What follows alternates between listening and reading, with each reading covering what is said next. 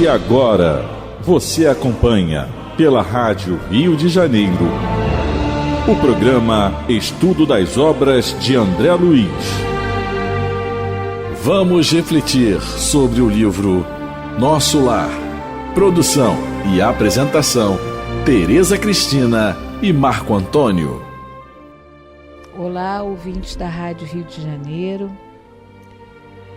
Vamos recomeçar o nosso estudo do livro Nosso Lar, que foi psicografado por Francisco Cândido Xavier, pelo espírito André Luiz. Amigos ouvintes da Rádio Rio de Janeiro, emissora da Fraternidade, novamente aqui com a permissão de Jesus, a fim de darmos continuidade ao estudo da vida no mundo espiritual através da obra Nosso Lar. Nós continuamos no capítulo 22, já na sua parte final, do diálogo, da conversa e da instrução, acima de tudo, né, de Dona Laura para com André Luiz. E ela está comentando sobre a questão da contagem de tempo de trabalho que a gente possa fazer no plano espiritual. Nós podemos interceder mais, né, por alguém. E ela diz que nada existe sem preço. Para receber é dispensável dar alguma coisa. No sentido, como dizia Francisco, dando que se recebe, né?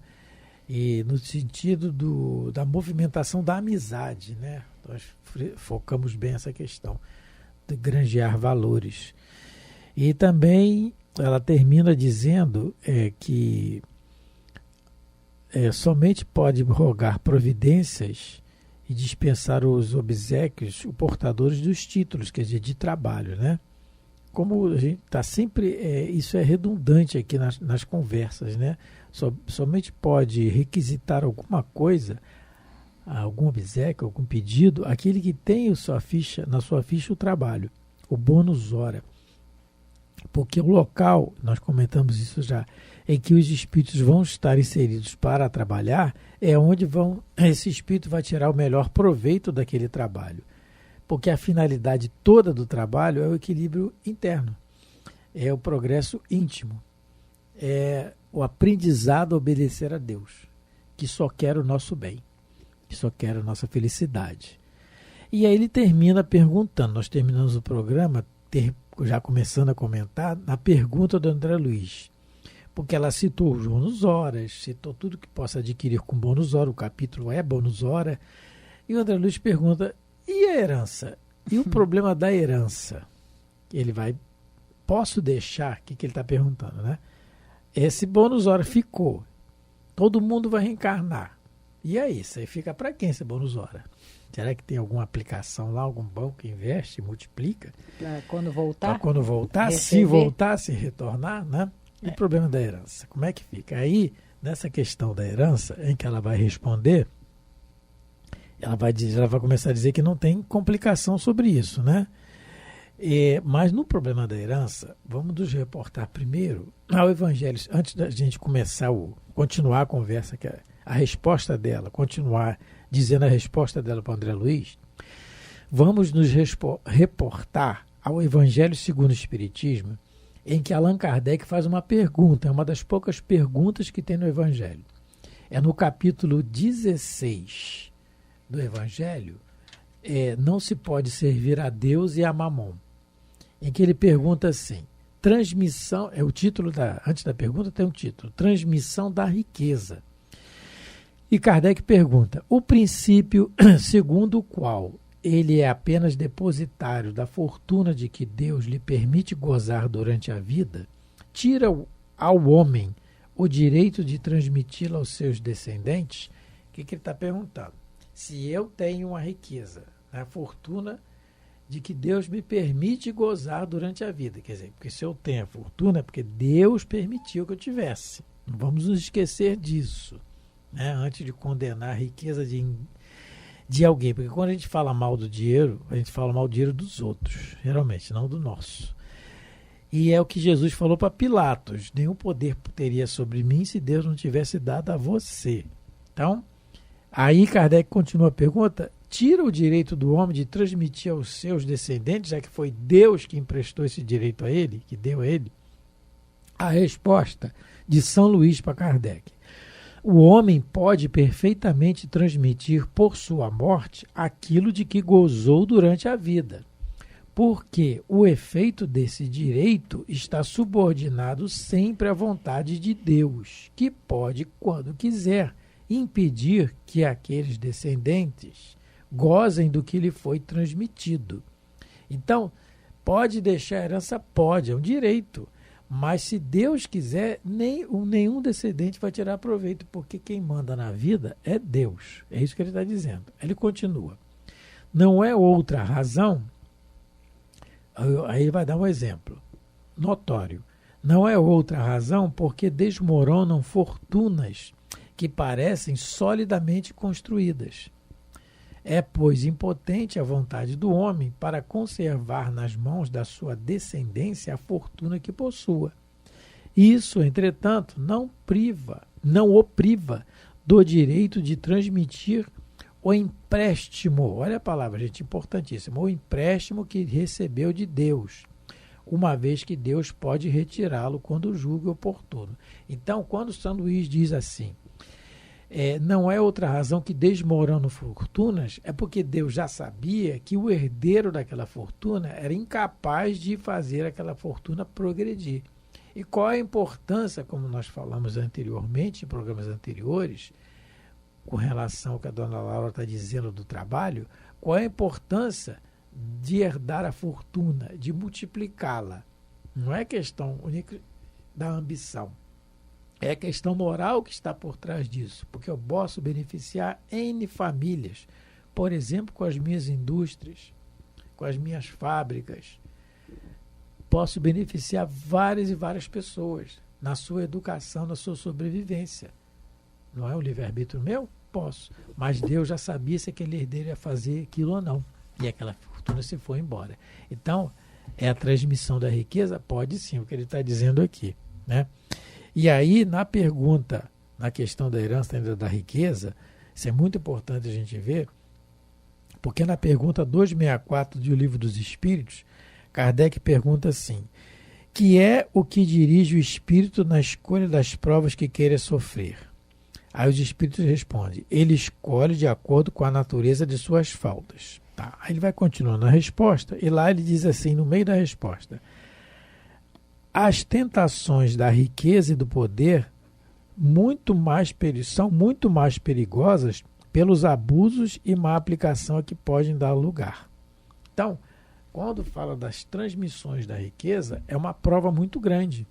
Então, nessa questão da herança, como André Luiz, por que a gente está abrindo um leque de raciocínio aqui? Porque essa questão da herança é uma questão muito delicada de nós muitas vezes criticarmos, porque a prova da riqueza ela é muito mais escorregadia, porque ela, pelos abusos que ela pode oferecer para nós, pelas paixões inferiores que ela pode exacerbar de nós, que nós trazemos ainda interiormente, tá?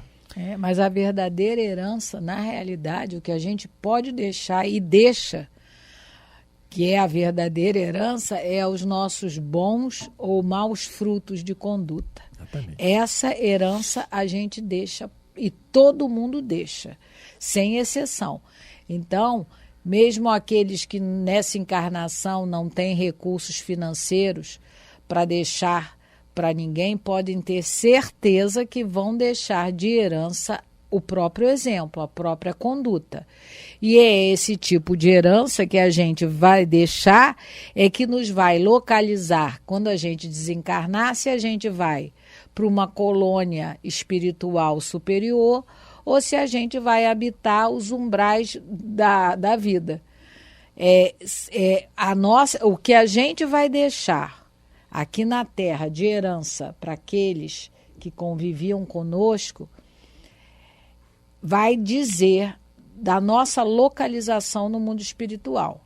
A herança que a gente deixar para a sociedade é que vai nos localizar no mundo espiritual, seja nas trevas ou nas colônias superiores. Vai depender dessa herança, que é a real, a verdadeira, a gente pode se reportar, né, Teresa, para os filhos. Porque o Emmanuel diz assim... Verdadeira e única. Olha a frase do Emmanuel, que está no livro... Porque o dinheiro, a gente já viu Isso. que se Deus não quiser, não fica na mão de ninguém. Está no livro Religião dos Espíritos, no capítulo 18, que o título é Herança. E tem uma frase que ele diz assim: nos filhos ingratos encontras de novo, nos filhos ingratos, encontras de novo aquelas mesmas criaturas que atiraste ao precipício da irreflexão e da violência. Agora você a recebeu como herança. exigirem-te em sacrifício incessante a escala do reajuste. Então, quando a gente tem o filho ingrato, ele está dizendo aqui, não é à toa que está na nossa casa, no nosso lar, veio de nós. É porque nós fizemos ele ficar assim. E herdamos isso. E aí a obrigação agora, por isso que ele bota o título herança na página, é nós deixarmos de herança para ele o que é o bom exemplo da questão moral, do comportamento moral. Ensinarmos a ele a honestidade, sendo honestos, ensinarmos a disciplina, sendo disciplinados, ensinarmos a resignação, sendo resignados. Aí é que está a verdadeira herança, né? Mas voltamos aqui para o diálogo da Dona Laura. Dona Laura. E o problema parágrafo 22. 22, né? E o problema? Capítulo 22, parágrafo 22. E o problema da herança? Inquirir de repente. Não temos, aí a resposta dela, não temos aqui demasiadas complicações, respondeu a senhora Laura, sorrindo. Aqui, quer dizer, aqui não é tão complicado quanto lá na Terra, meu filho. Aqui é mais simples. Vejamos, por exemplo, o meu caso. Aproxima-se o tempo do meu regresso aos planos da costa. Aquilo que a Teresa já tinha comentado, né? Programas anteriores. Que já está na hora quase dela reencarnar. Tenho comigo 3.000 bônus hora auxílio no meu quadro de economia pessoal. Auxílio porque ela trabalhava e ela mora no Ministério do Auxílio. Porque todo mundo mora onde trabalha. Olha que beleza, não tem trânsito, né? Já está ali do lado. Ela trabalha no Ministério do Auxílio e mora no Ministério do Auxílio, nos quarteirões do Ministério do Auxílio. Por isso que o bônus hora dela é bônus hora auxílio. Então, o Ministério do Auxílio, que é um dos ministérios ligados à Terra. Né? Isso. Certo? Que os dois ligados às esferas superiores é o da elevação e da união divina. Então ela trabalha no Ministério do Auxílio. Isso. E está se preparando para reencarnar através do trabalho que ela fez lá. Ela tem 3.000 bônus horas, né? Ela já deve ter gastado em algumas coisas. Algumas coisas, claro. Olha o que ela vai explicar. Olha só. Não posso legá-los à minha filha que está a chegar, porque esses valores serão revertidos ao patrimônio comum. Essa conta aí é bonita de fazer, porque o que ela adquiriu é do patrimônio comum. O que é o patrimônio comum? A benefício da própria colônia. Para todo mundo. Para todo mundo. Na colônia Nosso Lar tem os jardins, os parques, as fábricas, o trânsito, o transporte. Isso que ela adquiriu vai ser para usar nesse benefício. A nossa sociedade assim um dia, né? Né? Então vamos lá. Permanecendo minha família apenas com o direito de herança ao lar. Enquanto estiverem lá. Enquanto estiverem lá. Que a gente já viu isso. Porque a casa já estava lá. Pertence à colônia. A colônia. A casa vai continuar lá quando eles reencarnarem. Se o Ricardo voltar para a colônia. Quem sabe o Ricardo não volta para a colônia e vai para mundos. Vai para colônia. Mundos, vamos dizer assim, mundos, né? Porque tudo são mundos. Colônias, ambientes superiores. Como a mãe do André Luiz está. Se ele na encarnação, ele passa por situações em que ele se mostre mais resignado e tudo, e não precisa voltar para o nosso lar e vá para esferas superiores, como está a mãe do André Luiz. Não precisa mais daquela casa. E a dona Laura talvez vá com ele ou não sei. Então isso é muito relativo, né? Então ela continua. No entanto, minha ficha de serviço autorize-me a interceder por ela e preparar-lhe aqui trabalho e concurso amigo, assegurando-me igualmente o valioso auxílio das organizações de nossa colônia espiritual durante minha permanência nos círculos carnais. Isso é muito importante aqui, que ela está falando. Ela vai poder ajudar a filha, né? com a ficha pessoal dela. Ela tem como pedir para botar a filha para trabalhar em algum lugar, eles vão dar um apoio à filha enquanto ela estiver encarnada. E esse apoio que eles vão dar à filha dela quando ela não tiver, a família dela, né, a Tereza, a Ulísias, esse apoio que os instrutores da colônia vão dar, eles continuam a nos dar enquanto encarnados também. A gente não pode se esquecer disso. É uma coisa interessante da gente relembrar. Ninguém aqui na Terra, reencarnado, está afastado de seu guia espiritual. Todos nós, reencarnados na Terra, viemos de algum lugar. Viemos de colônias espirituais, outras que não sejam nosso lar. Viemos de postos de socorro que estão nos umbrais, postos de socorro das trevas, até os nossos irmãos suicidas continuam ligados às colônias de origem. Todos somos amparados incessantemente e isso é um consolo tão grande. Não é por outro motivo que o Espiritismo é considerado o consolador. Porque não é consolador a ideia de nós termos amparo, tanto quando desencarnarmos nas colônias, quanto quando voltamos a reencarnar. Porque a dona Laura e o Ricardo, que vão reencarnar novamente, já estão prestes a reencarnar na época do livro, eles vão ser tutelados de nosso lar. Eles vão ser amparados. A gente tem notícias disso no livro Memórias do Suicida, cujos instrutores lá do Camilo Cândido Botelho, né, que é o nome do personagem no livro, o nome do personagem principal, ele é informado que ninguém vai ficar apartado do auxílio da colônia, mesmo que reencarne em condições dificílimas. São tutelados da colônia. Eles continuam tutelados, como a dona Laura e o Ricardo, tutelados de nosso lar. A gente lembra disso no livro Os Mensageiros, quando a gente estuda lá no capítulo de Oficina de Nosso Lar, que a casa da Dona Isabel ela é mais do que tutelada. Na realidade, é uma filial de Nosso Lar. Oficina, né? O título do capítulo é Oficina de Nosso Lar.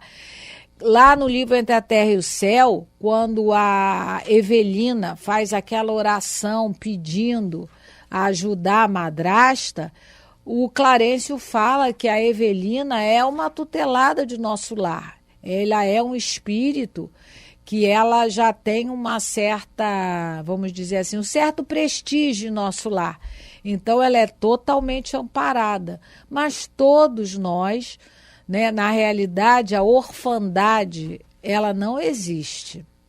Porque todos nós temos Deus, temos Jesus, temos nosso anjo da guarda, temos o nosso amigo espiritual a velar por nós e todos nós estamos ligados a alguma colônia ou a algum posto de socorro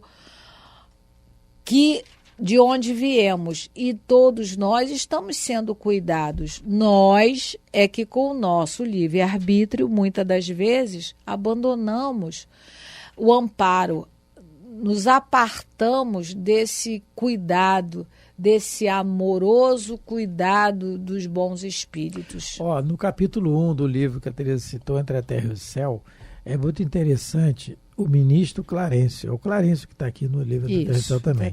Ele diz assim, a lei como representação, a lei de Deus, como representação de nosso Pai Celestial, manifesta-se a tudo e a todos, através dos múltiplos agentes que a servem. Então, a quantidade de espíritos nos ajudando, tentando, muitas vezes tentando nos ajudar, é muito grande. A gente não tem ideia disso. E aí, nesse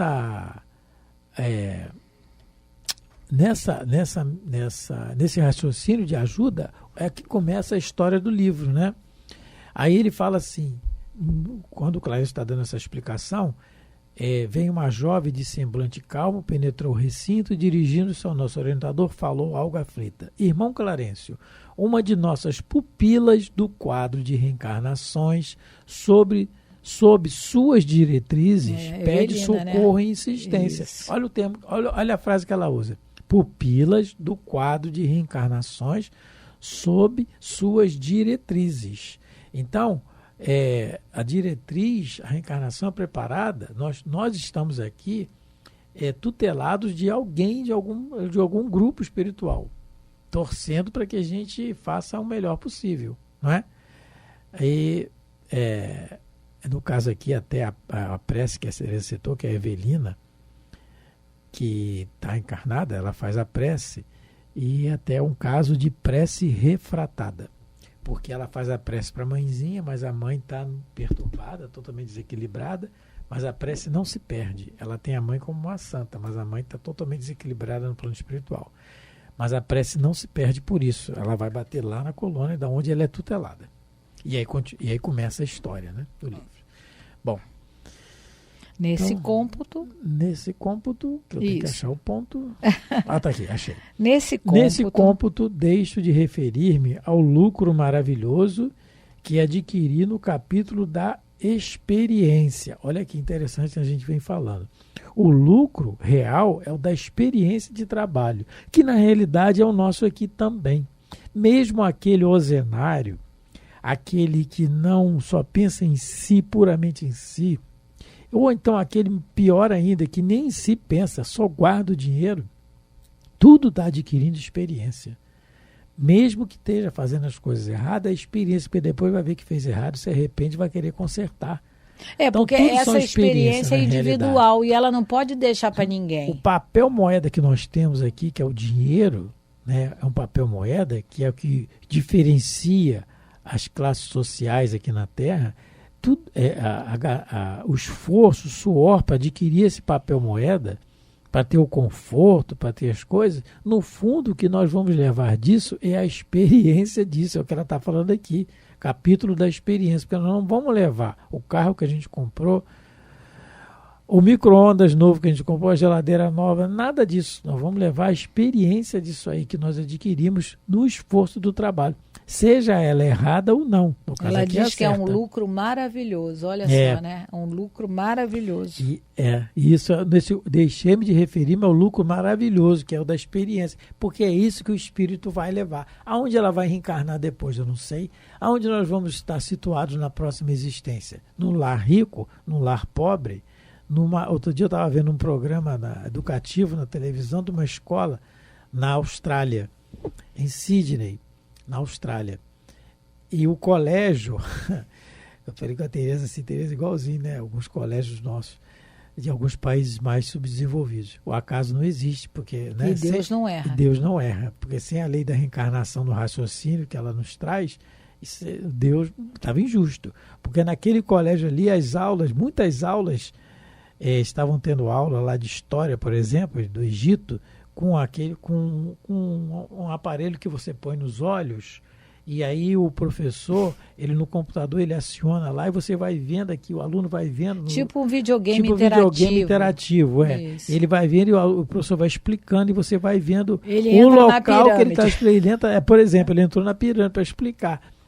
Então, mas eu não sei se eu vou estar reencarnado numa situação dessa ou numa situação de muita dificuldade, em que eu não tenha nem condição de ter um caderno, um lápis. Mas são experiências que eu vou levar. É isso que a gente tem que tentar começar a raciocinar em cima disso. Nós somos espíritos eternos. A vida é uma só, com várias experiências diferentes. E o nosso relógio, que é disciplinado, ele não dá trégua, ele trabalha certinho, já está terminando o nosso tempo. Mais uma vez, muito obrigado pela paciência de nos ouvir, lembrando sempre que nós não estamos propriamente lendo o livro, nós estamos estudando, né? E estudar é isso, é comentar sempre. Muito obrigado pelo carinho, pela atenção, fiquem com Deus. Um grande abraço a todos, muita paz, Deus abençoe vossos lares. A Rádio Rio de Janeiro apresentou o programa Estudo das Obras de André Luiz. Produção e apresentação, Tereza Cristina e Marco Antônio.